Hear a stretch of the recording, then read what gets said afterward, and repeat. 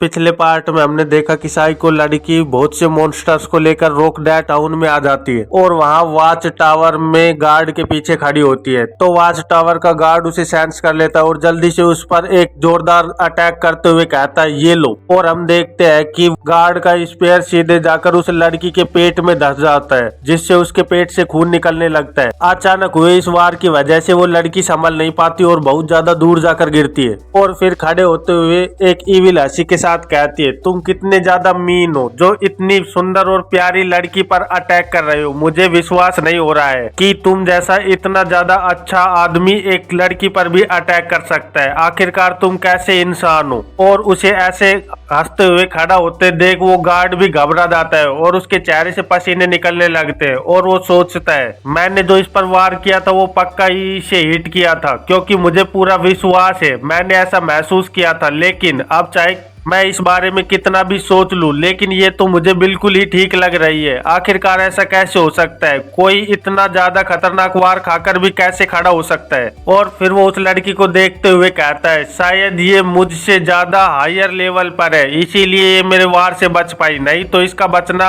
नामुमकिन था। और अगर ये इतनी ज्यादा हाई लेवल है तो फिर ये यहाँ पर क्या कर रही है, आखिरकार इसका इरादा क्या है। और फिर वो अपने स्पेयर को उस लड़की की ओर करते हुए कहता है चलो साइड में हो जाओ, तुम्हें नहीं पता यहाँ पर कितने ज्यादा मॉन्स्टर आ रहे हैं, मुझे जल्दी से जाकर लोगों को इस बारे में बताना होगा, नहीं तो यहाँ पर बहुत सी जान माल की हानि हो सकती है। क्या तुम्हें समझ नहीं आ रहा है कि तुम्हें इस वक्त यहाँ नहीं होना चाहिए। और अगर मैं तुम्हारी वजह से लोगों को अलर्ट करने में नाकामयाब रहा तो मैं बहुत से लोग वहाँ मारे जाएंगे, जिसकी वजह सिर्फ तुम बनोगी, इसीलिए हट जाओ मेरे रास्ते से, नहीं तो मैं तुम्हें भी खत्म कर दूंगा। पर वो देखता है कि वो साइको लड़की इविल हंसी के साथ कहती है मुझे पता है ये सब मैंने ही तो किया है, वो मैं ही हूँ जिसने इतने सारे मॉन्स्टर यहाँ लेकर आई हूँ। आखिरकार तुम्हें ऐसा क्यों लगता है कि मॉन्स्टर खुद से ही यहाँ पर आ जाएंगे, वो ऐसा कभी नहीं करते। ये सुनकर गार्ड की आंखें फटी की फटी रह जाती है और वो घबराहट से कहने लगता है आखिरकार तुम हो कौन और तुम हमारे टाउन में इन मॉन्स्टर्स को क्यों लेकर आई हो। और फिर वो अपने मन में सोचने लगता है तो ये है वो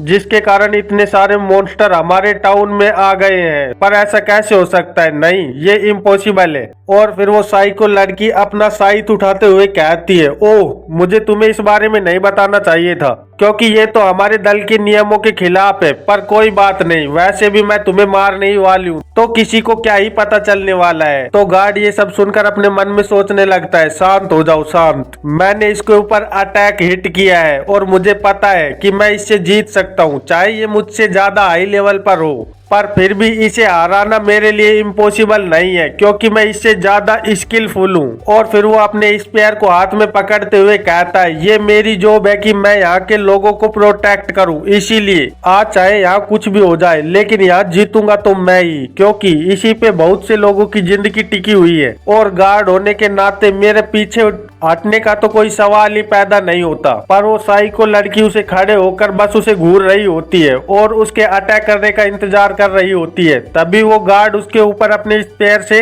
अटैक कर देता है, लेकिन वो तुरंत ही वहां से गायब होकर अपनी स्पीड से उसके पीछे की ओर चली आती है। उसकी इतनी ज्यादा तेज स्पीड देखकर गार्ड घबरा जाता है और सोचता है आखिरकार ऐसा कैसे हो सकता है, ये अभी तो यही थी, क्या इसके पास गायब होने की पावर है या फिर टेलीपोर्टेशन की। लेकिन तभी वो लड़की उसके पीछे आकर उसके पीछे से ही पीठ पर साइड से अटैक करती है, जिसकी वजह से उसके पीठ पे एक बहुत बड़ा चीरा लग जाता है और बहुत ज्यादा खून निकलने लगता है। और उसके अटैक लगने के बाद गार्ड सोचता है आखिरकार ये इतनी ज्यादा पावरफुल कैसे हो सकती है, फिर पिछली बार मैं इसके ऊपर अटैक करने में कैसे कामयाब हो पाया था, अगर ये इतनी ज्यादा तेज है तो ये उस वक्त भी वहां से निकल सकती थी। और फिर हम देखते हैं कि वो गार्ड जमीन पर पड़ा होता है और वो साइको लड़की उसके पास में खड़ी होकर उसे देख रही होती है और फिर वो हंसते हुए कहती है ये बस मेरा ही प्लान था कि मैं तुम्हें थोड़ा सा दर्द दूं, और जो अटैक तुमने किया था वो मुझे इसलिए हिट किया था क्योंकि मैं चाहती थी कि मुझे भी थोड़ा दर्द हो, क्योंकि इसी चीज में मुझे मजा आता है। ऐसे ही अगर मैं तुम्हें मार दूंगी तो फिर मुझे मजा कैसे आएगा। और वो अपने साइट को गार्ड की बॉडी पर रखते हुए कहती है लगता है तुम तो अपनी सारी होप ही खो चुकी हो, मैं इसके लिए माफी चाहती हूँ, लो मैं तुम्हारे लिए कुछ तो कर ही देती हूँ, पर उससे पहले मुझे ये बताओ कि जब मॉन्स्टर सिटी के साउथ में हमला करेंगे तो फिर वहाँ यहाँ के फाइटर उन मॉन्स्टर से कैसे लड़ाई करने वाले हैं और उनका रेस्पॉन्स कैसा होने वाला है, मुझे हर चीज के बारे में जानना है। तो गार्ड मन में सोचता है, ये चाहती है कि रेस्पॉन्स टीम के आने से पहले ही ये उन्हें संभाल ले, जैसा कि ये मेरे साथ कर रही है। ये नहीं चाहती कि यहाँ के लोगों को पता चले और यहाँ का कोई भी इंसान बच पाए। ये चाहती है कि ये पूरा का पूरा टाउन मॉन्स्टर के हाथों मारा जाए। और फिर वो उसे कहता है, मुझे पता है कि तुम इस बारे में क्यों जानना चाहती हो, लेकिन मैं मर जाऊंगा, पर मैं तुम्हें इस बारे में कुछ नहीं बताऊंगा। पर गार्ड के कुछ कहने से पहले ही वो साइको लड़की अपने साइड से वापस से गार्ड के पीठ पर एक जोरदार खतरनाक अटैक कर देती है, जिसकी वजह से गार्ड को बहुत ज्यादा दर्द होने लगता है और वो बहुत तेज चिल्लाने लगता है। फिर वो अपने मन में सोचता है, इसने मुझे बहुत ही अंदर तक काट दिया है, इसका वार बहुत ही ज्यादा खतरनाक है, इसकी वजह से इसका साइथ मेरी हड्डियों तक टच हो रहा है, लेकिन मैं मर नहीं सकता, मैं यहाँ नहीं मर सकता, क्योंकि मुझे अभी भी बहुत से काम करने हैं। और हम देखते हैं कि वो साइको लड़की बहुत ज्यादा हंस रही होती है और फिर अपने हीलिंग मैजिक का यूज करके उस गार्ड को वापस से हील करने लगती है, जिसकी वजह से गार्ड का दर्द थोड़ा कम होने लगता है। तो वो सोचता है, आखिरकार ये करना क्या चाहती है, ये मुझे हील कर रही है, मैं तो इसका दुश्मन हूँ, फिर ये ऐसा क्यों कर रही है, इसका आखिरकार प्लान क्या है, मुझे कुछ समझ नहीं आ रहा। पर तभी वो साइको लड़की कहती है, मुझे बताओ कि सिटी सबसे पहले किस जगह को डिफेंड करने की कोशिश करेगी। मैं जानना चाहती हूँ कि इस सिटी की सबसे ज्यादा इम्पोर्टेंट जगह कौन सी है, जिसको बचाने के लिए सिटी कुछ भी करेगी। ये सुनकर गार्ड सोचता है, अच्छा तो ये मुझे टॉर्चर करना चाहती है ताकि मैं इसे सारे फॉर्मेशंस के बारे में बता दूं और ये लड़ाई होने से पहले ही उनका खात्मा कर पाए और इसका जो भी प्लान है उसे सक्सेस कर पाए, लेकिन मैं ऐसा नहीं करूंगा। और फिर वो नीचे गिरा गिरा ही चिल्ला रहा होता है, नहीं मैं नहीं मर सकता, मैं मरना नहीं चाहता, मैं अभी नहीं मरूंगा। पर हम देखते हैं कि वो साइको लड़की उसे बार बार काट रही होती है और उसे बार बार हीलिंग कर रही होती है, जिसकी वजह से गार्ड की हिम्मत भी धीरे धीरे टूटने लगती है, लेकिन वो उसे कुछ नहीं बताता। और हम देखते हैं कि साइको लड़की उसके पास में खड़ी होकर उसे देखकर मुस्कुरा रही होती है और कह रही होती है, आखिरकार तुम्हें इतना ज्यादा दर्द झेलने की क्या जरूरत है, तुम्हें तो बस एक छोटी सी बात बतानी है और मैं तुमसे वादा करती हूँ कि मैं तुझे जिंदा छोड़ दूंगी, और अगर तुम यहाँ नहीं मरना चाहते हो तो तुम पक्का ही यहाँ नहीं मरोगे, ये मेरा वादा है। इसीलिए मुझे ये बता दो कि आखिरकार सिटी वाले लोग कहाँ पे डिफेंड करने वाले हैं ताकि मैं तुम्हें जिंदा छोड़ सकूं। इधर हम गार्ड को देखते हैं जो बहुत ही ज्यादा दर्द में होता है और बार बार कह रहा होता है, मैं नहीं मरना चाहता, मैं नहीं मर सकता, मैं तब तक तो नहीं मर सकता जब तक कि मैं सभी को वार्न नहीं कर दूं। ये मेरी ड्यूटी है कि मैं सभी लोगों को अलर्ट कर दूं ताकि वो अपने आप को बचाने के लिए कुछ कर पाए, इसीलिए मैं अपने कर्तव्य को निभाने से पहले नहीं मर सकता।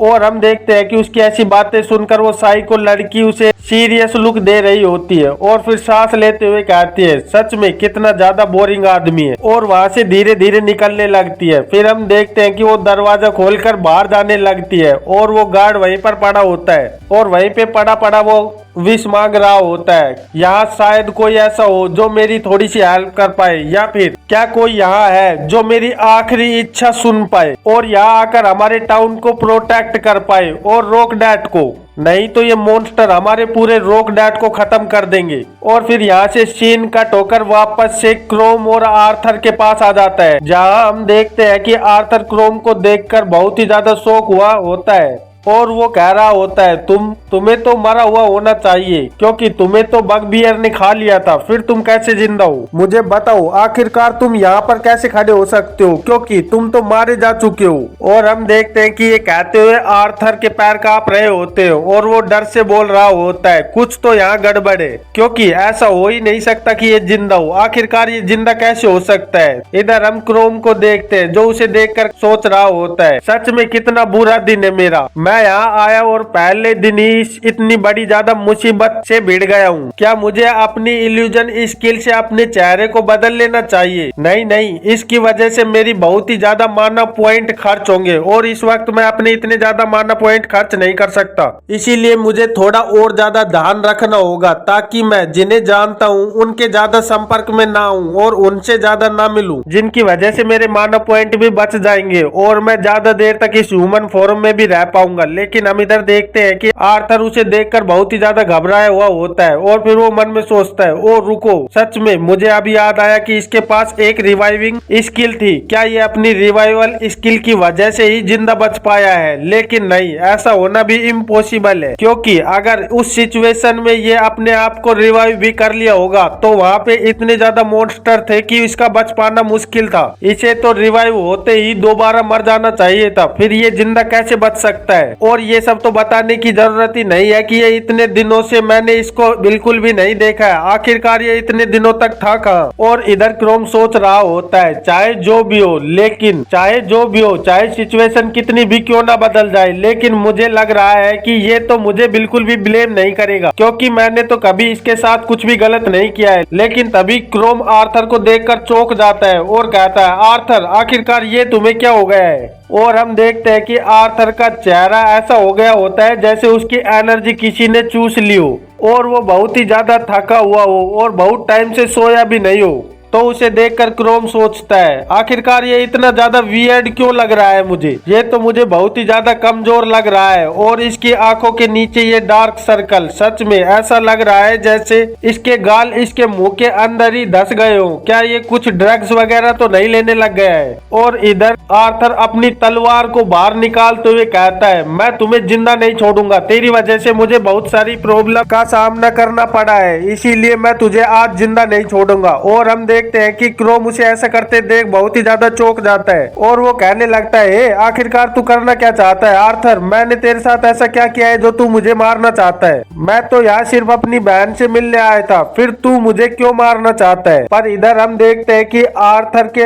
अंदर से एक अजीब सा इविल माना सा बाहर निकलने लगता है और वो कहता है, ओ तो अब मैं समझ गया हूँ, तू यहाँ सिर्फ मुझे ही मारने आया है, मैं सही कह रहा हूँ ना? तू मुझसे बदला लेना चाहता है कि मैंने तुझे डंजन में छोड़ दिया था। उसकी ऐसी बात सुनकर क्रोम घबराते हुए उसे कहता है, अरे नहीं नहीं, मैं ऐसा कुछ नहीं करना चाहता, ये सच में झूठ है। तो आर्थर उसे कहता है, मुझे पता है कि तू मुझसे दुश्मनी रखता है, क्योंकि मैंने तुझे बगबियर के सामने छोड़ दिया था और इसीलिए तू मुझे मारना चाहता है, इसके लिए ही तू यहाँ पे आया हुआ है। और इधर क्रोम को कुछ समझ नहीं आ रहा होता, इसलिए वो अपने मन में सोच रहा होता है, आखिरकार इसके साथ हुआ क्या है? इसके साथ कुछ ना कुछ तो हुआ है जो ये ऐसी बातें कर रहा है। और फिर वो डिफेंडिंग स्टैंड में खड़ा होते हुए सोचता है, ऐसे तो यहाँ पे बहुत से लोग इकट्ठे हो जाएंगे, इसीलिए मुझे इससे बहुत ही जल्दी डील करना होगा और शांति से, ताकि यहाँ किसी को पता न चले कि आखिरकार यहाँ हो क्या रहा है और मेरी ट्रू फॉर्म यहाँ पर रिवील न हो जाए। फिर क्रोम अपनी तलवार को बाहर निकालने लगता है, जिसे देखकर आर्थर घबराते हुए कहता है, तो तुम भी अपना वेपन बाहर निकाल रहे हो? मैं सही कह रहा था, तुम सच में मुझे यहाँ मारने आए थे। और फिर क्रोम को देखते हुए कहता है, मैं तुझे यही जान से मार दूंगा, तू जहाँ से वापस आया है मैं तुझे वही भेज दूंगा, मैं तुझे वापस अंडरवर्ल्ड में भेज दूंगा। और फिर अपनी तलवार से अटैक करते हुए कहता है, ये मत समझना कि तू मॉन्स्टर बन गया है तो तू मुझे हरा पाएगा, मैं तुझे जान से मार दूंगा, क्योंकि तेरी स्किल्स बहुत ही ज्यादा यूजलेस है और तू अपनी इतनी ज्यादा यूजलेस पावर के साथ मेरे साथ लड़ाई नहीं कर पाएगा, मैं तुझे यही खत्म कर दूंगा। और इसी के साथ इस चैप्टर का अंत हो जाता है। तो फिर मिलते हैं एक नए चैप्टर में, तब तक के लिए बाय बाय।